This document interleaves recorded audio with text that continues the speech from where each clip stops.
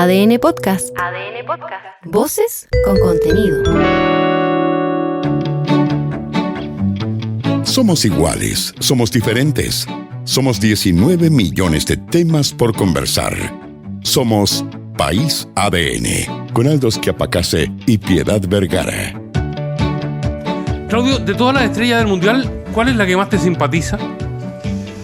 Que más me simpatiza. Sí, es distinto que encuentres bueno. Porque está Cristiano Ronaldo, que mucha gente le cae mal porque tiene mucha caluga y porque duerme con máquina en la noche, estas cosas. Está Messi, que es chiquitito, que tiene las cosas de los argentinos. Está Haaland, que es un vikingo. Una máquina. Está Mbappé, que parece Tortuga Ninja. Sabéis que yo estoy muy influenciado en este mundial por mis hijos. El primer mundial que me pasa eso, como que yo ya no. Las cosas que a mí me gustan ya dejan de ser importantes. Entonces, entre el álbum, las cambiatones, ¿En Renca han hecho cambiatones? Un hit, una cuestión impresionante. Una locura. Y yo diría que el fanatismo por Messi es bien impresionante. Además es el más cercano, y que ayer haya metido una tripleta, y además a las 9 de la noche, lo que significa que mis hijos no vieron el partido. ¿No los dejaste ver el partido? Pero por supuesto que no, tenían colegio hoy día a las 8 de la mañana. Pero en la época del Mundial siempre requiere algún grado de flexibilidad. La flexibilidad es que hoy día, después de que se tomaron el desayuno, les mostré los goles.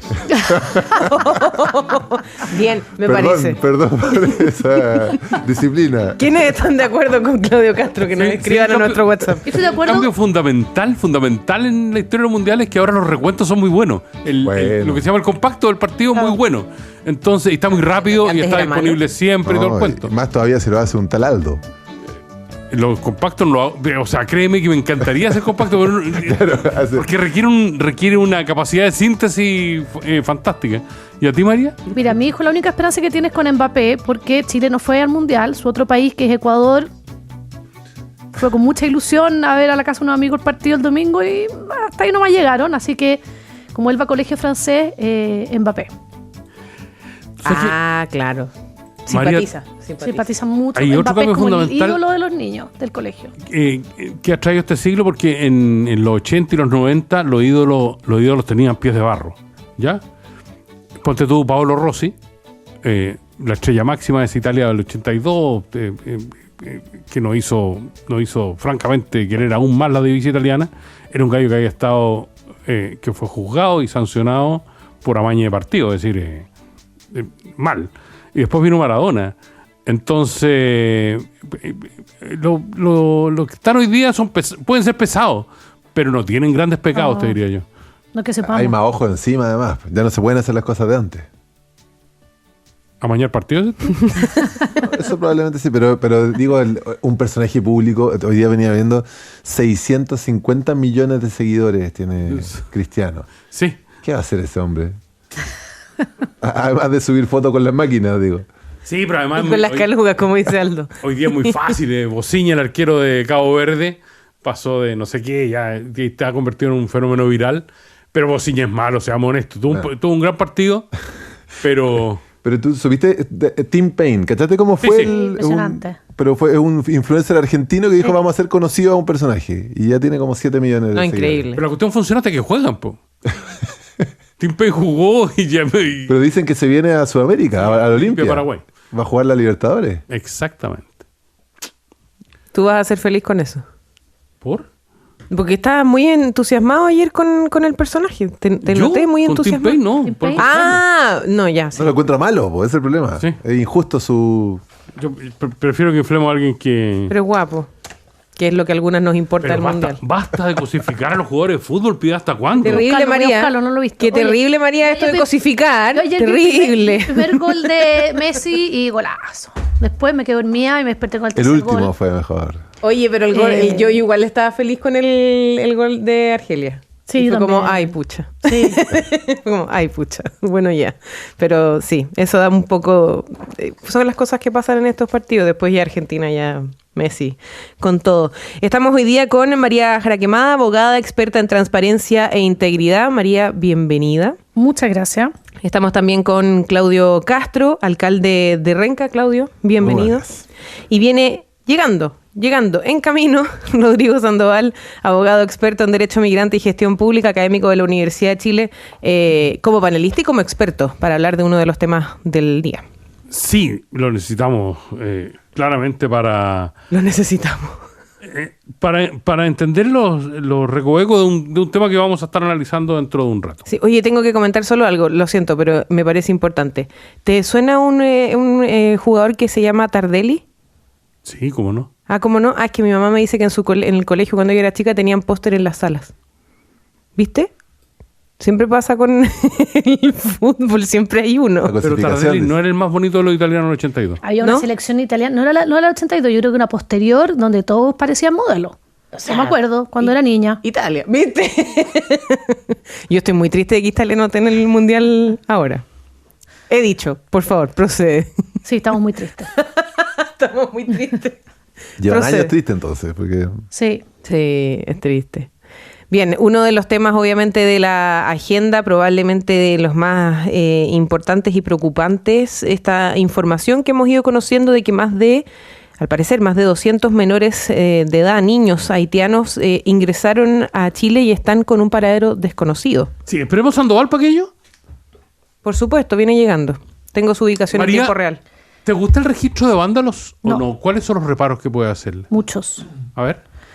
A ver, yo creo que primero, y esto lo ha dicho muchas personas, por ejemplo Mauricio Duce, etcétera, no se cumpliría con el objetivo buscado. Yo creo que eso ya es como un primer tema gigante, porque al final uno no tiene que enamorarse tanto de los medios, sino que efectivamente cumplan con los objetivos que buscamos.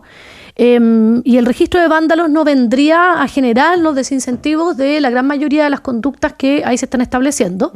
Yo la verdad es que cuando vi el listado me impresioné un montón.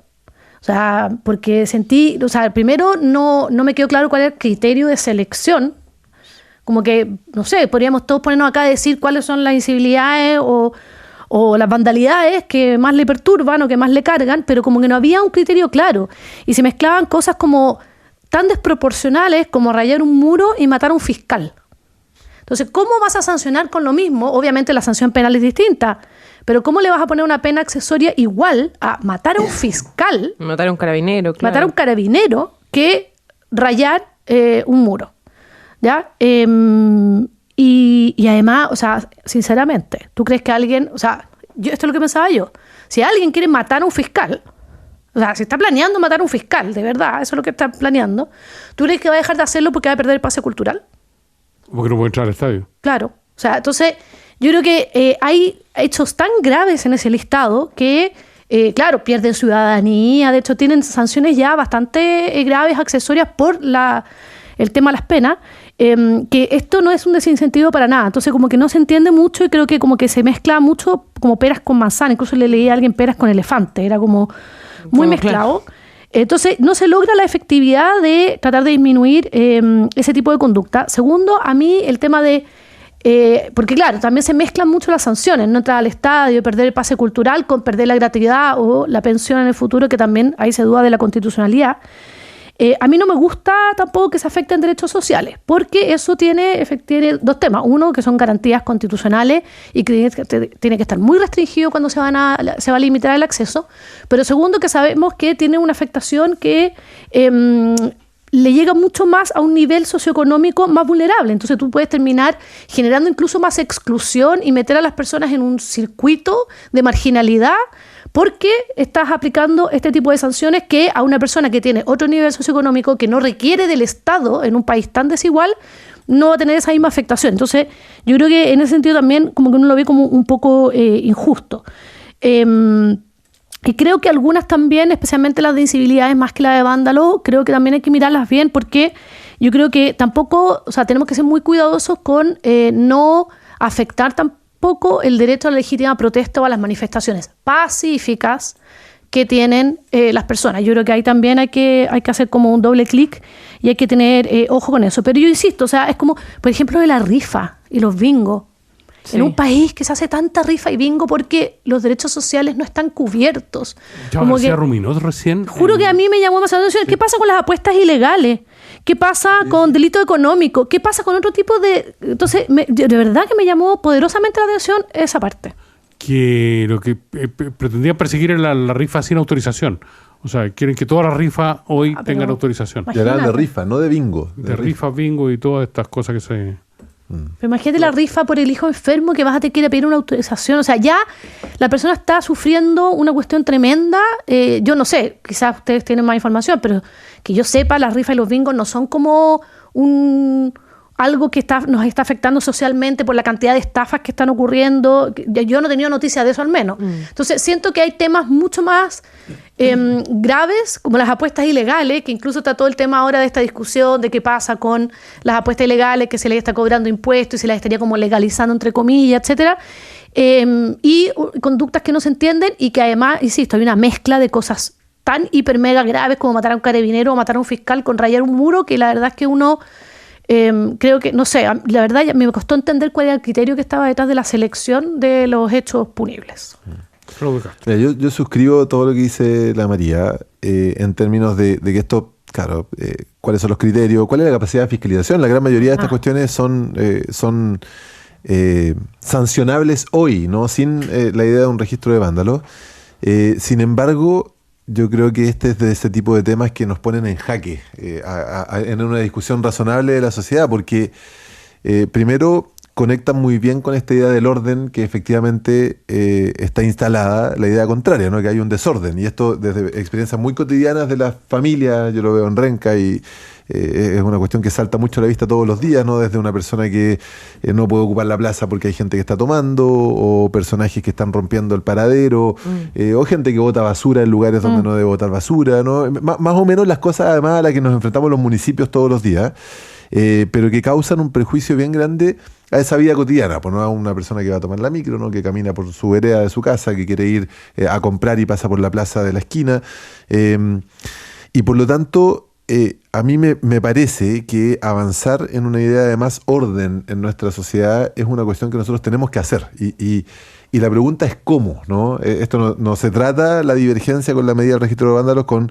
no hacer nada que vaya en esa dirección. De hecho, yo creo que acá también hay que hacer como una distinción. Hay algunas medidas, esto es parecido a cuando hablábamos de los detectores de metales en los colegios, ¿no? Están en la dimensión simbólica de la seguridad o del orden. Uno tiene la idea de que ese tipo de cuestiones van a funcionar y por lo tanto se instala la idea de un orden aparente hasta que pasa algo que rompe con eso, ¿no? Los cabros se agarran afuera del colegio y tal vez con la misma violencia, pero sin haber pasado por el detector de metales, uno cacha que el detector de metales no sirve.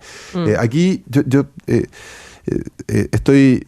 O sea, mi primera reacción a esto es que es muy desafiante para la política, y especialmente para la política desde el mundo progresista, ¿no? Cómo nosotros enfrentamos una situación como esta que conecta también con esa idea. Segundo, el apoyo popular. Seguramente si uno le pregunta a cualquier persona, y de nuevo, haciendo un paralelo, ¿cierto? Extremando el argumento, tiene que ver con las contribuciones. Yo no pago contribuciones, me beneficio de que otros que tienen más recursos paguen contribuciones, porque eso le entrega recursos a mi municipio para entregarme servicios. Sin embargo, si me ponen un micrófono, digo que está bien que nadie pague contribuciones. Acá me pasa un poco lo mismo. Lo que decía la María estamos poniendo en el mismo nivel a alguien que tiene una molotov con la señora que vende las sopaipillas en la calle porque en un carrito, ¿cierto? Porque tiene que parar la olla. Y yo estoy seguro que un ciudadano, un vecino, frente a una eventual detención, por ejemplo, de esa señora que está vendiendo sopaipillas, se opondría con mucha fuerza. Sin embargo, si le preguntan por el registro de vándalos, dice, por supuesto que sí, tenemos que ordenar la cuestión, es inaceptable a lo que hemos llegado, ¿no? Claro, Entonces, la opinión de las personas se valora mucho este registro. Exactamente. Es que el vándalo en su cabeza es otro, no es lo que dice lo que está diciendo Claudia, ahí no es la señora con la está el sopaipilla. desafío que tenemos, porque, por cierto, a mí me parece que esto, los beneficios sociales no deberían ser parte de las sanciones, ¿no? O sea, es importante empezar a aplicar criterios.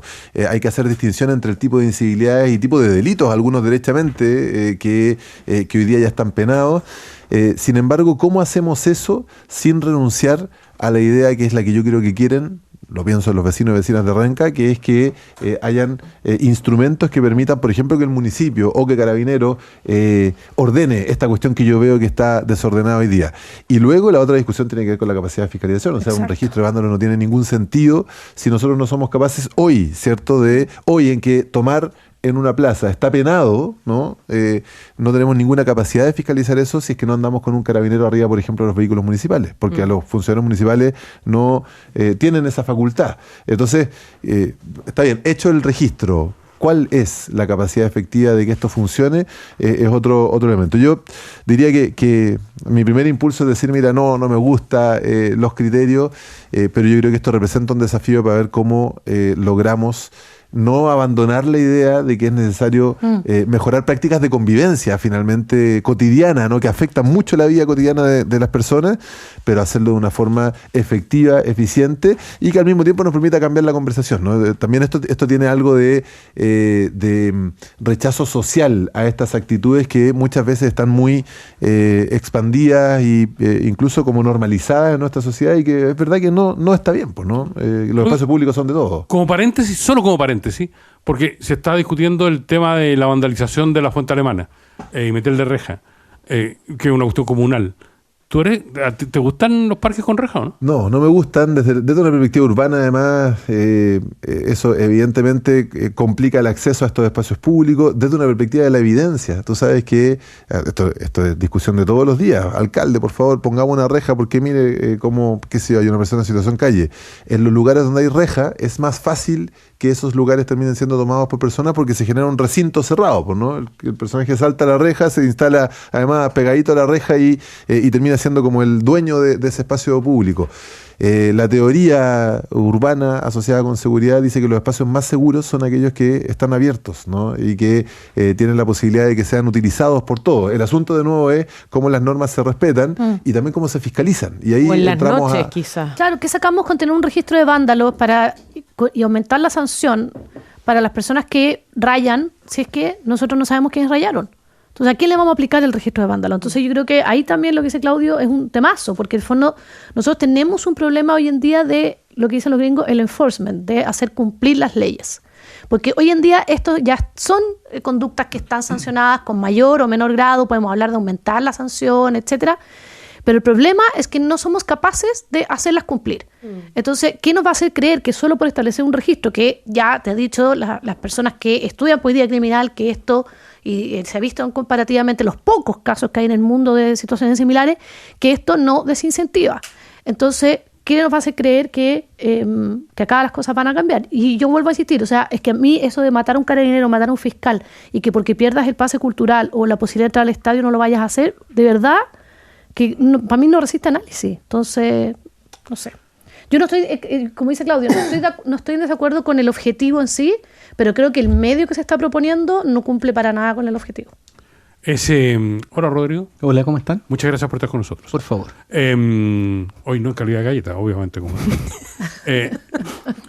Es rara la idea del registro de vándalos, es nueva y obliga a una reflexión al respecto, ¿no? Pero yo me quiero ir a una reflexión quizá un poco más profunda, que la hemos estado hablando en los últimos programas y que tiene que ver con cuál es el espacio que ocupa la izquierda como opción política, como referente político en los últimos tiempos. Y es porque es una oportunidad esta para que la izquierda participe no solamente respecto de lo mal que está lo que se propone, sino también ser capaz de ofrecer otras formas de llegar al mismo objetivo, porque tú lo dijiste muy bien al final.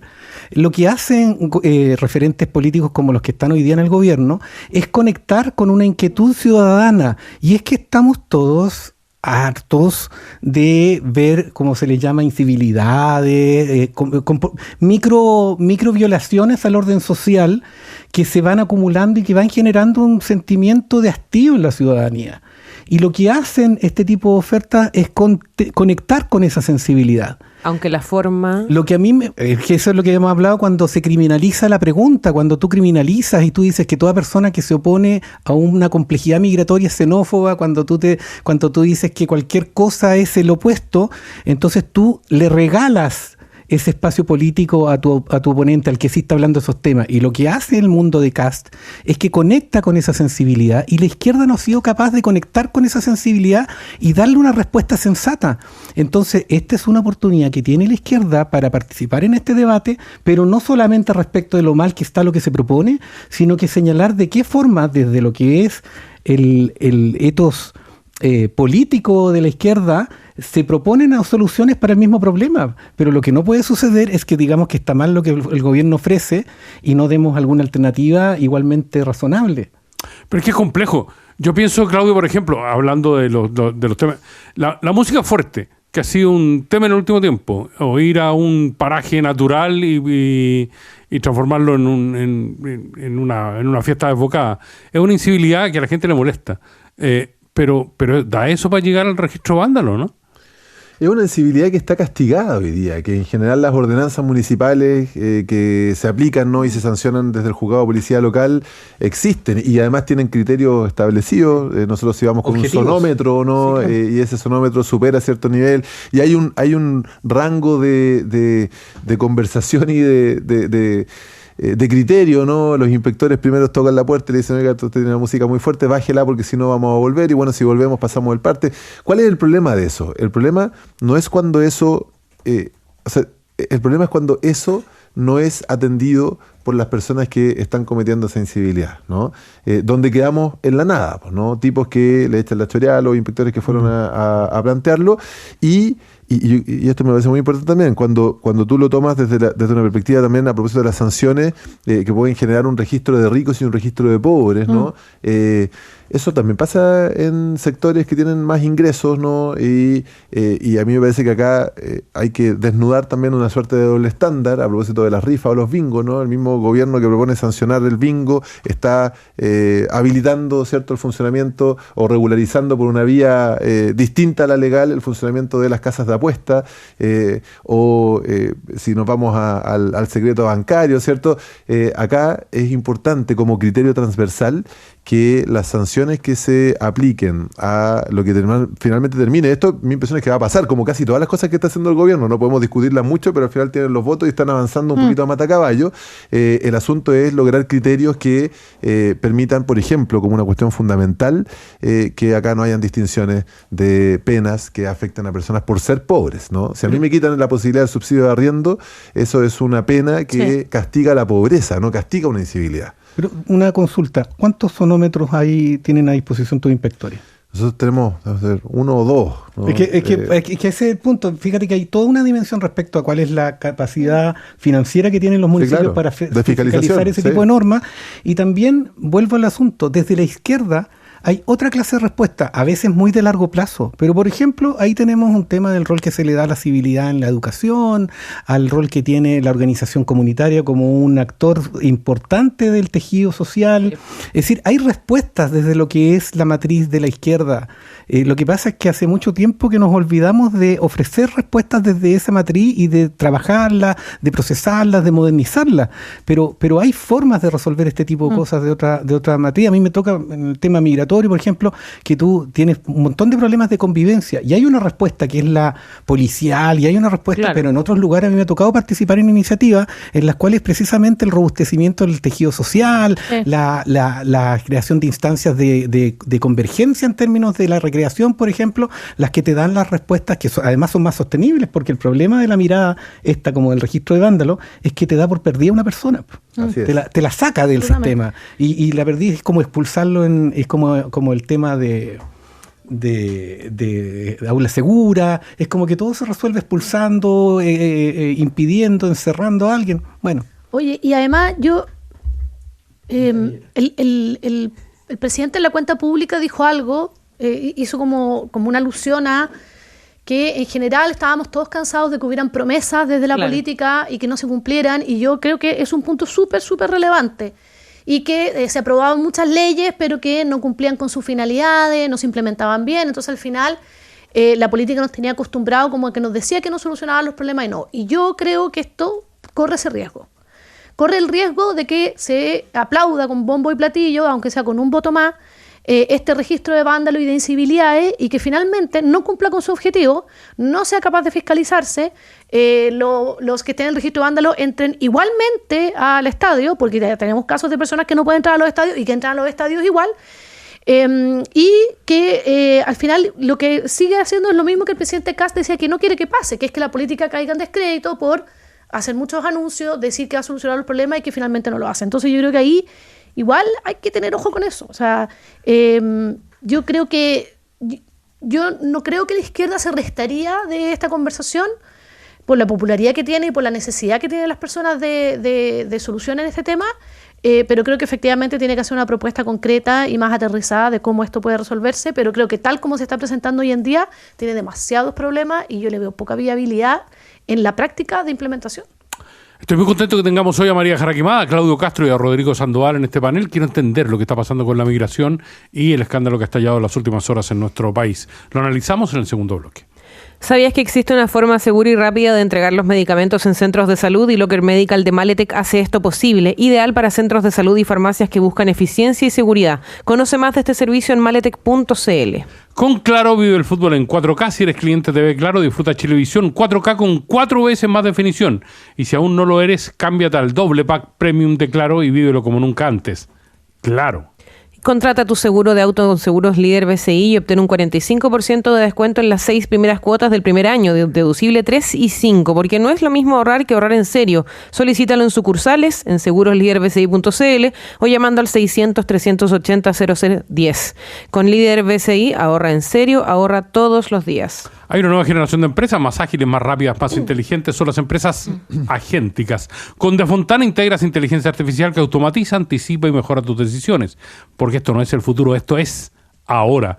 Cambia tu cabeza con De Fontana. Estamos de vuelta en País ADN en una conversación con María Jara Quemada, Claudio Castro, Rodrigo Sandoval, y había puesto yo el tema al inicio, pero esperamos al experto aquí para que nos ilumine con esta situación. Y se ríe. Ponerle demasiada presión es como... Le estoy poniendo mucha presión. Expertos en materia migratoria. No existen. No existen. Ya. ¿Cómo te definirías a ti mismo? Una persona que se vive haciendo preguntas en materia migratoria y que sabe cómo esas preguntas se han respondido en el pasado, pero está perfectamente consciente de que nunca son replicables en el futuro. Ya, chao, hagámosle un monumento. Experto.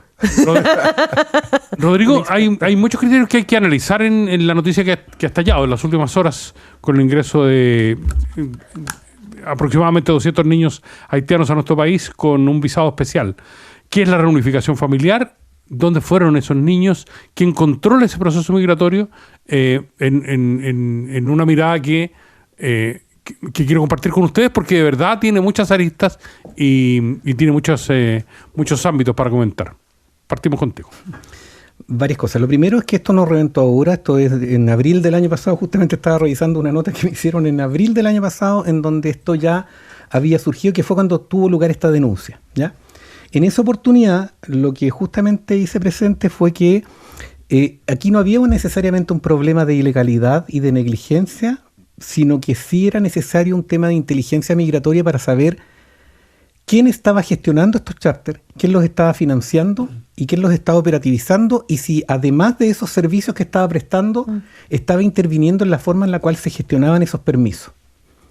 Entonces, eso es lo que finalmente Contraloría termina haciendo, no porque yo se lo dijera, sino porque era de sentido común llegar a esa conclusión. Y lo que hoy día tenemos es, en resumen, lo siguiente. La actual legislación migratoria, que aprobaron precisamente los diputados que hoy día están haciendo gárgaras con ella, lo que contempla es que dice quién tiene derecho al permiso de reunificación familiar, que son los hijos y padres de los titulares de residencia definitiva y de los chilenos. Es decir, un chileno que tiene un hijo, que tiene un padre, o un residente definitivo, más de 2 años en Chile, que tiene un hijo, que tiene un padre que está afuera y que pide permiso al servicio para que poder traerlo a Chile en virtud del principio de reunificación familiar. Eso lo dice el artículo 14 de la ley. El artículo 28 de la ley dice que los menores de edad pueden entrar a Chile acompañados por su padre, su madre o quien tiene el cuidado personal de ellos, o con una autorización de alguno de ellos a otra persona. Es decir, cuando se dice hoy día de que estos niños entraron acompañados 100 niños con una persona, a mí me parece un descriterio, me parece una irresponsabilidad, me parece un absurdo, me parece una aberración, pero no es una ilegalidad. Y quien tiene que responder porque eso no sea una ilegalidad es el regulador, que en este caso es el legislador, y por lo tanto es la Cámara, y que tiene que decir, y el Congreso, y que tiene que decir porque aprobó una ley que se hizo cargo de quien daba el permiso, que se hizo cargo de cómo ingresan esos menores, pero que no se hizo cargo de la necesaria trazabilidad de cuando claro, el Estado de Chile permite que entren menores no acompañados, según esta ley, acompañados por un tercero, pero no tiene considerado el qué momento ese menor se junta con la persona que pide su reunificación. Entonces, eso es un problema de sistema. Entonces, aquí lo que pueden surgir son responsabilidades individuales, fallas institucionales, pero sobre todo la necesidad de analizar esto en términos estructurales. De lo que ha salido del informe, que tampoco lo tenemos trascendidos de un preinforme, que es eso lo que tenemos hoy día, lo que sabemos es que existen casos de niños que se dio el permiso de reunificación familiar respecto a personas que no tenían residencia definitiva, Condoro de Migraciones, que habrían entrado niños sin estos permisos, Condoro de quien es el Contralor Migratorio, que en este caso es la PDI, pero el tema de a quién le entregaron los niños o cuántos niños venían a cargo de qué adultos no está regulado. Entonces, creo que es importante situar esta discusión porque veo como una escandalera con respecto a esta situación. Se confunden un montón de conceptos, pero yo lo que creo que deberíamos aprovechar de revisar es si aquí la legislación está correcta o incorrecta, porque aquí cuando se legisla en Chile, lo que tenemos es una colección de indicaciones de parlamentarios que quieren tener algún nivel de protagonismo, pero terminamos teniendo cuerpos legislativos que no tienen una mayor coherencia entre ellos y que no alcanzan a cubrir todas las situaciones que se supone que vienen a regular. Claudio Castro. Mira, yo creo que esto es de la máxima gravedad, ¿no? Y despejando un poquito todos los avatares de la política, donde coincido no solamente respecto de las consecuencias que tiene ese populismo político en la confección de leyes que terminan siendo descoordinadas, ¿no? Sino que también hoy día respecto del aprovechamiento. Pues esto acá van a volar acusaciones y pedidas de cuenta por doquier. Pero en lo concreto, el Estado de Chile ha sido sancionado internacionalmente por violación a los derechos humanos en la dictadura 2 veces, ¿no? Una vez en la dictadura y la segunda vez por la crisis del sistema de protección especializada para niños y niñas. Y a mí me da la impresión que esta nueva escándalo que estamos viviendo pone el énfasis en esa falla la más estructural posible. El Estado de Chile no está siendo capaz de garantizar y salvaguardar los derechos de niños y niñas que son personas, ¿no? Seres humanos que en nuestra legislación tienen el máximo nivel de protección y no somos capaces de cumplirlo.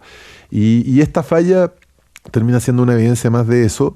Evidentemente acá, además de la falla estructural, lo que a mí me hubiese gustado era una reacción inmediata, ¿no? Desde el 2023, que entiendo yo que tuvimos las primeras antecedentes, ¿no? Por las razones que sea. Todo esto es como fue saltando desde distintos lugares, pero cuando existe una posibilidad de vulneración de derechos de niños y niñas, quienes están a cargo de las instituciones en ese momento, ¿no? Y esto es en particular el gobierno anterior, Rodrigo decía, la PDI, respecto al rol que le tocaba, lo que se espera es la reacción más inmediata y más urgente posible. Y yo me quedo con la sensación de que eso no fue así, y eso es inaceptable, ¿no? Y hoy día, la pregunta número 1 que tiene que guiar lo que estamos haciendo nosotros, digo de nuevo como Estado, es ¿dónde están los niños? ¿Cuál es la situación en la que están? ¿Cuál fue el destino que tuvieron? Y debiese haber una fuerza de tarea especialmente abocada en esa materia. Luego, lo otro está sucediendo. La Fiscalía está investigando, la Contraloría hizo su informe. Yo creo que el escándalo va a permitir que las instituciones lleguen a definir las responsabilidades y ojalá que esto tenga, como decía Rodrigo, cambios estructurales, ¿no? Que nos permitan enfrentar esto de mejor manera hacia adelante. Pero lo más urgente hoy día es dónde están esos niños y cómo vamos a cumplir la tarea que tiene el Estado de Chile de protegerlos, porque lo que sabemos hoy día es que lo que sabemos hoy día es que no sabemos dónde están y eso es gravísimo, y en la medida que más tiempo pasa, más grave se vuelve esta situación. Así que la verdad es que es una constatación más, ¿no? de esa falla estructural. A mí me parece que desde hace un tiempo están las condiciones en Chile para que la protección de derechos de la niñez, en el caso de niños que vienen de otros países y que eventualmente podrían ser sujetos de violaciones a sus derechos como niños y como personas, pero también en Chile, ¿no? Respecto de los casos que hablábamos hace un tiempo atrás, 31.000 niños en la lista de espera, más niños entran en el sistema de protección especializada que los que nacen al año, más una serie de cuestiones que son indicadores de ese fracaso. Niños que participan en actividades delictuales, por ejemplo, a propósito de lo que hablábamos del registro de vándalos, hoy día la discusión pública es todas las penas para esos niños, pero son niños que han crecido al amparo o al cuidado del Estado de Chile, que ha fracasado en la tarea de cuidar sus derechos. yo creo que esto nos vuelve a poner de relevancia la importancia de que este tema sea un tema fundamental y que ojalá sea enfrentado de la manera más seria posible. Y yo lo que lamento es que parece que no es así, pues, ¿no? Estamos viendo un vendaval de declaraciones que hacen que este tema al final, lo menos importante sea los niños, lo más importante sea que paguen las responsabilidades los que estuvieron antes. ¿Cuál es tu mirada, María Jara Quemada? No, yo totalmente de acuerdo. Creo que efectivamente lo más relevante son dónde están esos niños, niñas y adolescentes. Y ¿dónde sospechamos que están? Porque o sea, hay una fuerza, están convertidos en fuerza laboral. Por lo que decían, habían niños desde los 2 años hasta los 16. Yo tengo seria sospecha de que un niño de 2 años probablemente sea para una adopción ilegal o algo por el estilo, y los niños más grandes, trabajo forzado, me imagino yo. Pero es muy grave, o sea, es muy preocupante. Y a mí también me preocupa en el fondo de, claro, que efectivamente la primera noticia que tuvimos fue del año, al parecer es del año 2023, donde el ex director del servicio habría hecho una denuncia al Ministerio Público, pero como que se siente que hubo poco reacción posterior. O sea, quizás, claro, hay una investigación reservada, quizás esto es lo único que no se le filtró a la Fiscalía, pero también, ¿qué ha pasado? O sea, ¿qué ha pasado? Yo creo que hay que rendir cuentas de qué ha pasado con esa investigación, por qué no ha tenido como consecuencia, y yo creo que hay un tema ahí, y creo que, mira, yo creo que en el Servicio de Migraciones hay mucha mejora que hacer. En general, el tema de la gestión de todo su de los permisos, de las renovaciones, etcétera, se ve mucho desorden. O sea, hace poco salió una noticia que en el registro civil habrían renovado, le habrían dado cédula de identidad por más tiempo, el que correspondía. Entonces, yo creo que hace mucho tiempo que se viene notando que estamos con un tema que es gigante y que no se ha sabido cómo gestionar bien, y ese desorden favorece este tipo de hechos. O sea, ese desorden favorece que haya alguien que se aproveche de la situación para hacer tráfico de niños, al parecer, en Chile. Y yo creo que eso es un problema. Nosotros en Transparencia lo vemos. Como no está digitalizado el sistema, que uno ya dice siglo XXI, las personas no han encontrado otra forma de saber en qué están sus permisos, porque van al Servicio de Migraciones y le tira la puerta en la cara, que hacerlo a través de la ley de transparencia, ¿ya? Y hoy en día el Servicio de Migraciones es lejos, pero por lejos, el servicio con más solicitudes de transparencia de este país. No solo eso, es el que más tiene amparos en el Consejo para la Transparencia. De hecho, en este minuto tiene 16.000 casos, y el que le sigue, que es el registro civil, tiene 2.000. Perdón, para hacer la explicación. 2.000. En lugar de las personas poder acceder a un expediente en el cual pudieran bien en qué está su caso, lo hacen a través de la ley de transparencia. La única alternativa que tienen es pedir por transparencia que se les entregue su carpeta, y eso significa recargar. Ahora el servicio le llegan tantas solicitudes que en la práctica no contesta las transparencias. Y llegan al Consejo para la Transparencia y nosotros acceder. Y por lo tanto termina siendo el Consejo de Transparencia la oficina de partes. Pero eso te demuestra que en el fondo acá hay cosas que mejorar. O sea, la gestión del Servicio de Migraciones tiene que estar a la altura del siglo XXI. Porque además, insisto, o sea, cuando tú tienes, y esto es de manual, cuando tú tienes un desorden, cuando tú no eres capaz de gestionar la información que tú debieras gestionar, o sea, eso es caldo de cultivo para que alguien diga, mira, voy a cobrar aquí para tramitar estos permisos, voy a cobrar acá. O también casos que yo he conocido de personas que, como es todo tan lento, es tanta incertidumbre, no tienen idea de lo que pasa, caen en manos de personas que les piden, por ejemplo, sexo a cambio de tramitarles sus permisos, que las amenazan con que si no acceden las van a denunciar a la PDI para que las expulsen junto a toda su familia. Entonces, el tráfico de personas, el tráfico humano, que es algo muy extendido en el mundo, lamentablemente, y un negocio muy lucrativo, o sea, en este sistema, claro, como que puede no extrañar, porque realmente es un desastre, es un desorden. Yo creo que ni el propio Servicio de Migraciones sabe bien cuántos casos tiene, cuántas personas están en qué situación, etcétera. Entonces yo creo que hay un tema ahí que además estamos pensando que muchas de estas personas son muy vulnerables, y que sin identidad, sin estos permisos, sin saber en qué está su situación, ni tener una expectativa de tiempo de cuándo esto se va a resolver, o sea, también pueden caer mucho en bandas de crimen organizado. Entonces, para terminar resolviendo sus problemas. Entonces, yo creo que hay un tema acá, yo me imagino que Claudio debe saberlo mejor todavía, pero que las personas migrantes que están en situación irregular y que no tienen expectativa de resolver sus problemas, tienen problemas de acceder a los servicios que el municipio les puede otorgar, me imagino. Entonces, hay un tema importante acá que yo creo que hay que resolver. Primero es, claro, ¿dónde están estos niños?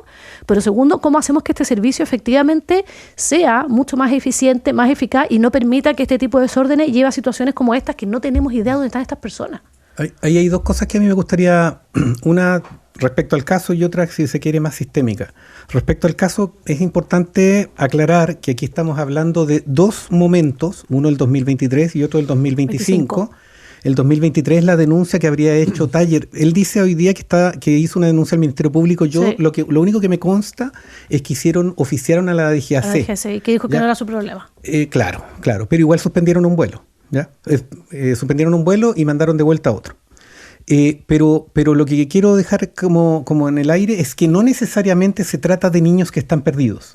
Lo que pasa es que Contraloría lo que hizo fue que agarró esos permisos con los que llegaron esos niños, hay unos domicilios declarados, fue a esos domicilios y en esos domicilios encontró gente que ya no vivía donde había dicho, que nunca había vivido donde había dicho, algo que es muy frecuente en los migrantes, personas que ya no vivían con la persona con la cual se reunificaron, sino que vivía con la otra mamá.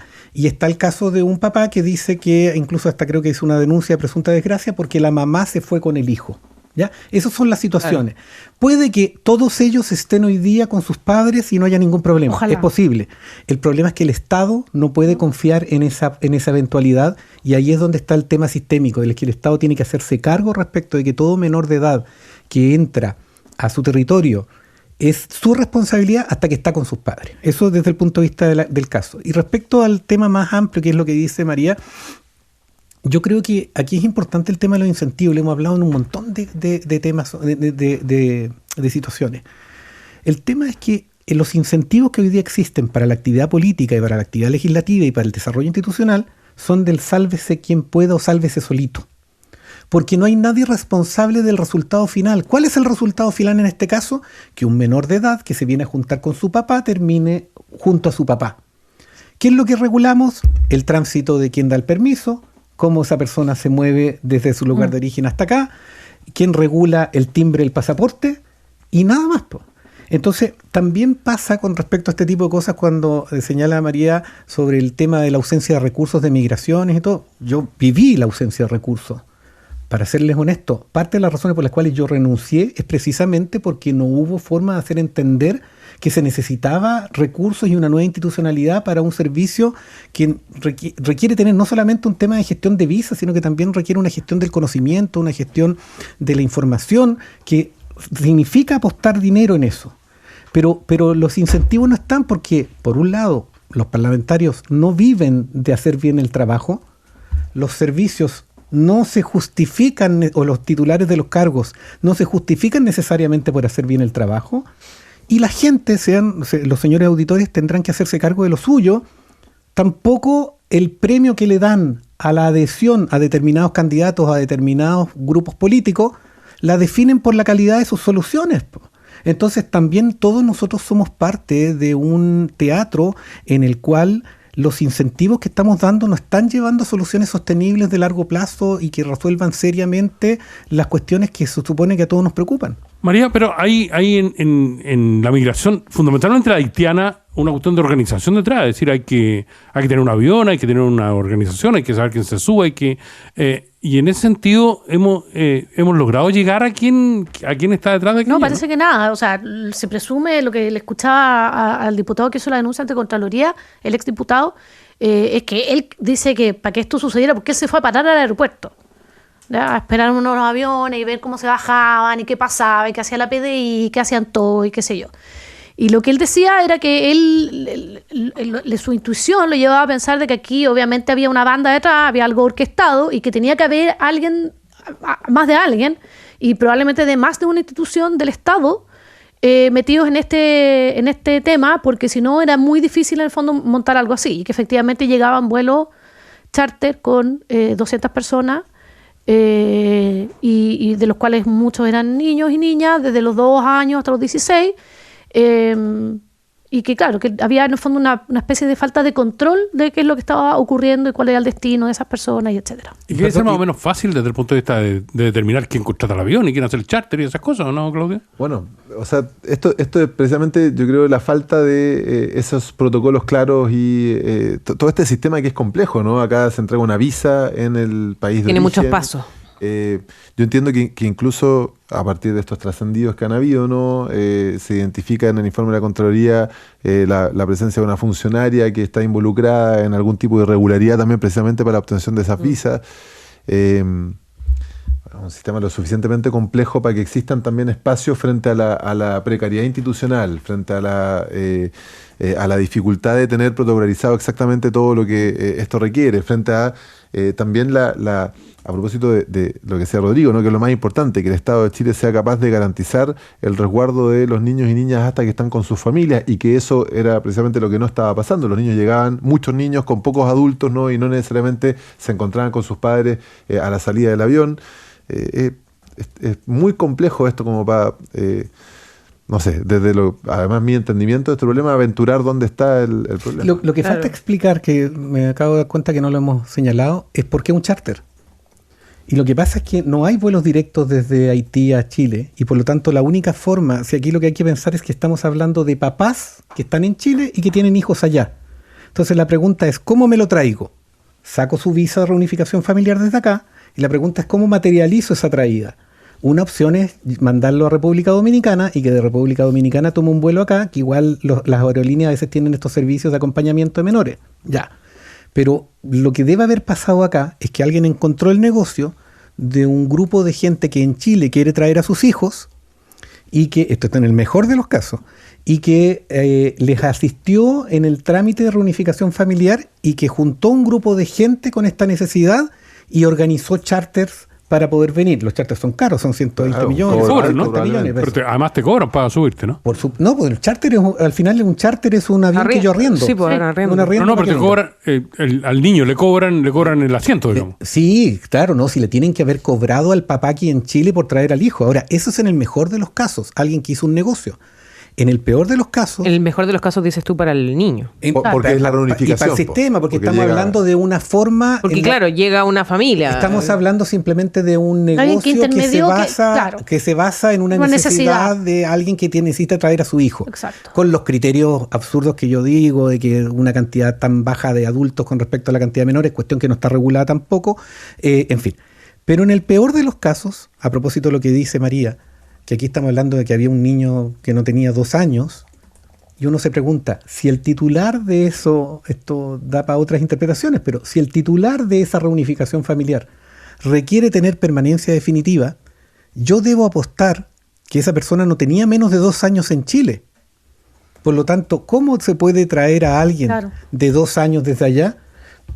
Pueden que calcen los tiempos, hay que ver la casuística, pero igual es raro. Entonces también puede haber que suceda lo que tú insinuabas, que aquí estemos hablando de algún tipo de adopción irregular, estemos hablando de gente que aquí se inventa ese parentesco, y que a partir de eso... Y ojo que nosotros ya tenemos una condena por tráfico irregular de migrantes y lavado de activos de Haití, que se hacía a través de vuelos charter con personas adultas. ¿Se acuerdan? Cuando se hablaba de las personas que llegan con los sobres amarillos, y que se condenó, de hecho, a un ex piloto de la FACH, y que era gerente comercial de LO, que era una línea aérea, con agentes de viajes informales que estaban en Haití y que operaban vuelos de Haití a República Dominicana, cobraban entre 950 y $1,000 por persona, y efectivamente hicieron eso durante un tiempo en Chile y fueron condenados por nuestros tribunales.